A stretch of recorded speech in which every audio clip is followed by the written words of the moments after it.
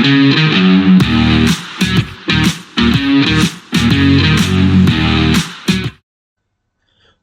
welcome back to the Supercoach Nuff channel. In this video we're going to look at Fantasy Premier League for the 2025-26 season. We will have a look at my sort of updated team, but what I thought we might do as a bit of a fun experiment is looking at putting together a triple premium team. So what we mean by triple premium is probably the three big guns. So Mo Salah, Haaland, and Palmer. So obviously these are three players we're all going to want in our team by the end of the season, but they are very expensive to start the year, and obviously you've got to try and fit the rest of your squad within the budget. So I guess by doing this, you can see already we've got about $40 million out of the account. With just three players, leaving us 60 mil or 61 mil for the remaining 12 on field, which averages at about 5 million per player. So obviously with that, we need to find some cheap options, and I guess we'll start off with in goal. We don't need to spend a lot of money there. So I think what we can get away with is one 4.5 million option. So there is a couple. I'm going to go with Kelleher. You could go with Petrovic, although the round one fixture isn't the best. Kelleher against Forest may be slightly better. But there is now a $4 million option that's very playable. Not every week, but some weeks. If I can find him on the list. So Martin Dubravka. So he is listed at being at Newcastle currently, but he has transferred to Burnley and will be their number one goalkeeper, you'd imagine. So I think Dubravka is playing a $4 million option that we can use on field. I think as well we can go fairly cheap in defence. There is quite a lot of nice defensive options at 4.5. So if we keep going, 4.6 will get me there. So, people looking at the likes of Konsa, don't hate that. If we go over the page, a few people have been talking about Bogle from Leeds, left back, so I think that's a fair shout. Guehi's been pretty popular, particularly with the defensive contributions. Some of these centre backs are getting a bit more of a look. I know Richards has been talked about. But the first one I'm going to lock in is Van de Ven. So at Tottenham, pretty solid player. And with Thomas Frank there, I think their defence in general will be a lot more solid as opposed to the risky style that Ange Postecoglou was playing.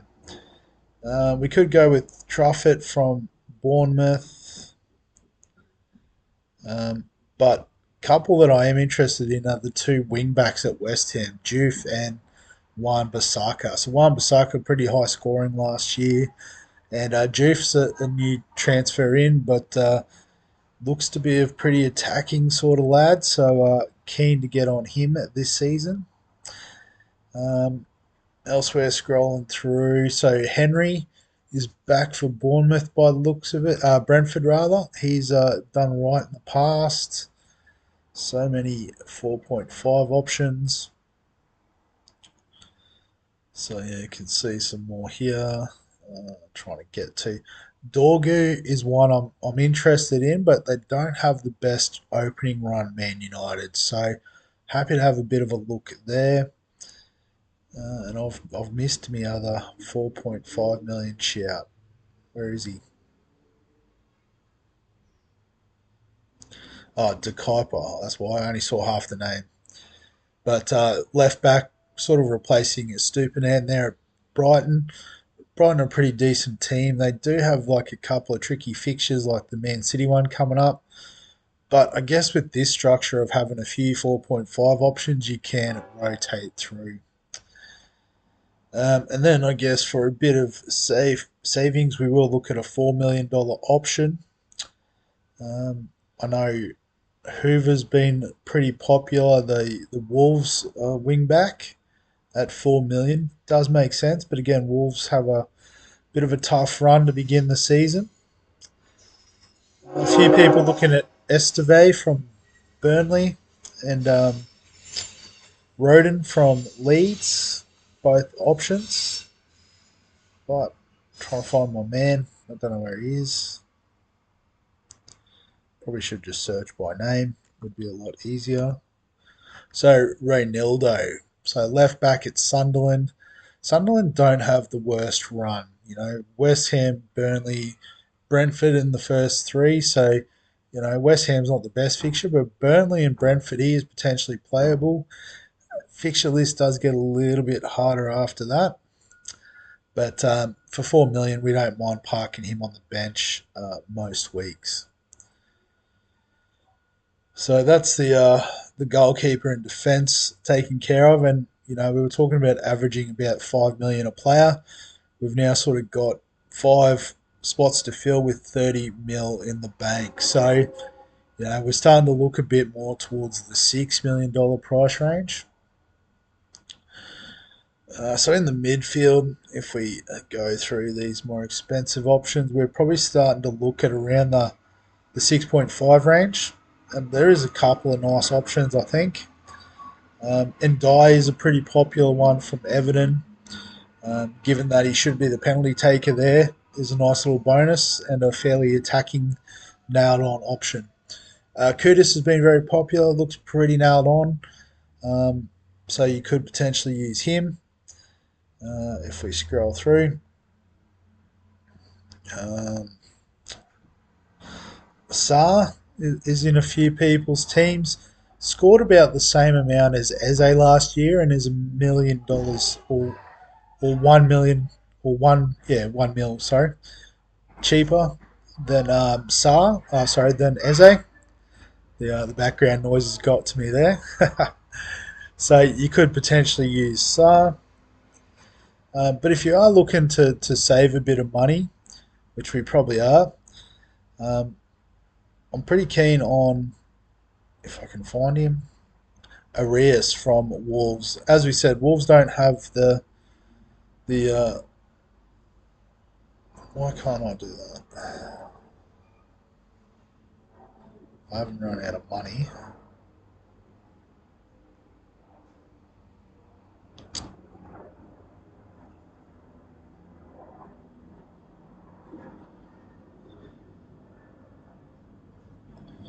Oh no, I shouldn't have locked it in. Oh boo! Oh, now I've lost the team. Oh, here we go.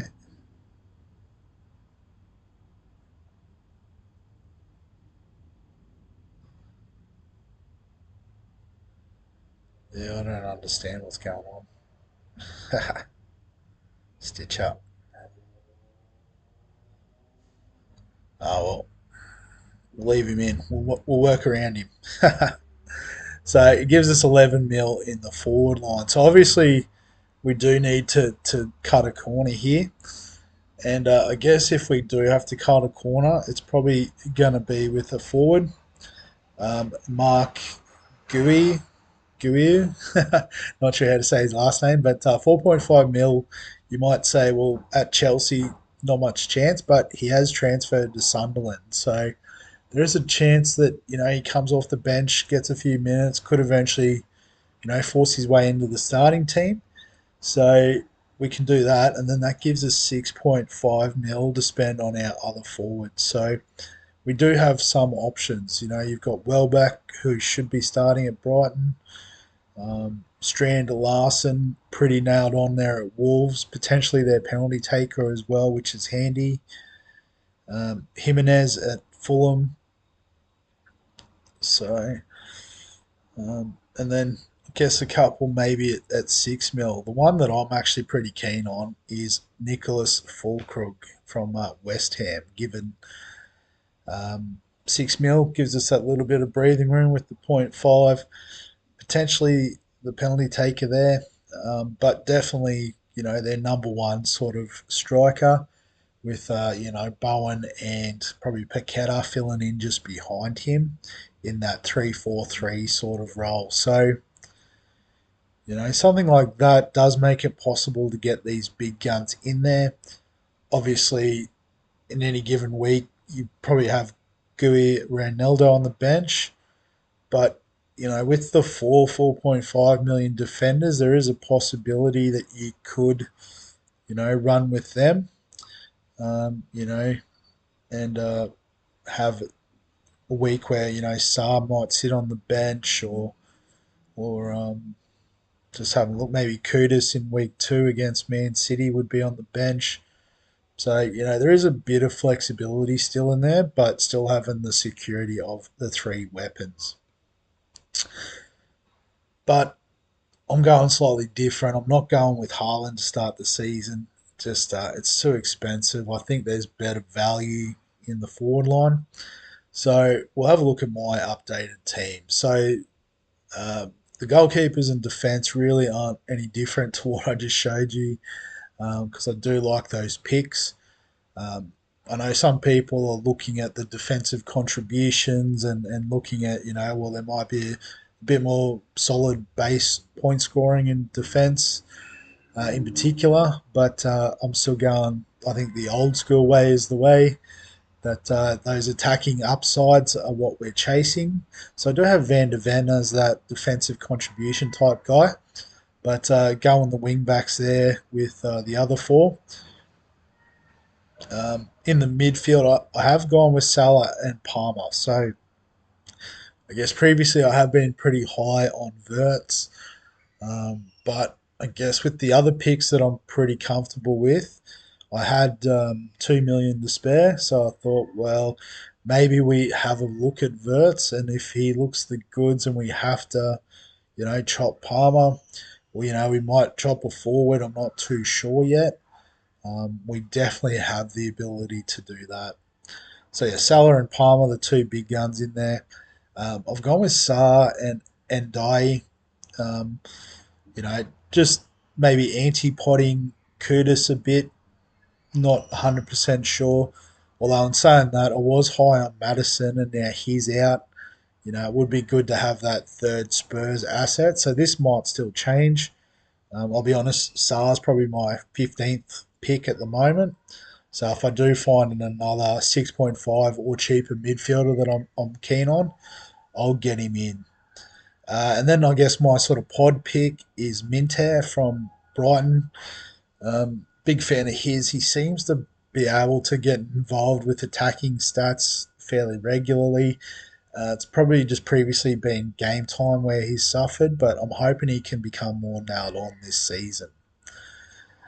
And so then up front, I've gone with 3 decent forwards. Sort of basically chopped up Haaland and Gui into Watkins and Gyökeres, and still sticking with Dom Solanke there at Spurs. So that's the current squad as it stands. As I said, I am open to sort of probably trading out Saar for someone. Maybe Solanke if there is like a standout option that's a bit cheaper that we need to get on. That might be that might be the way to get back to Verts is if we do Saar out. So let's try it. Bit of live trading. You love to see it. So select the replacement, and the replacement would be Verts. So we need a 5.5 forward. So let's filter it all out. I'll save some time.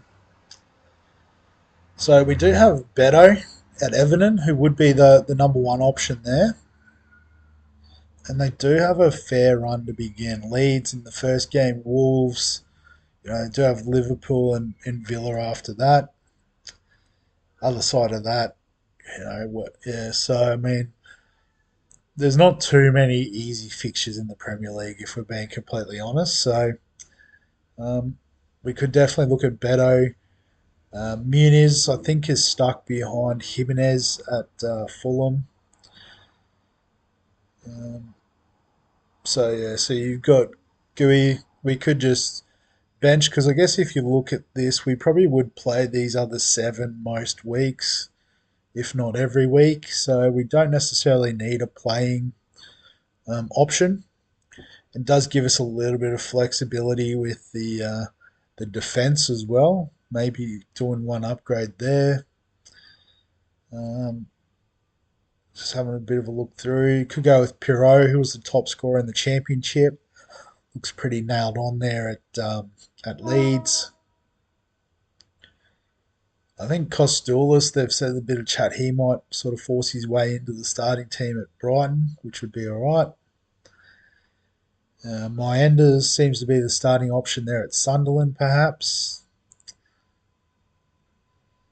But I think the probably the best option at this price point would be Beto. So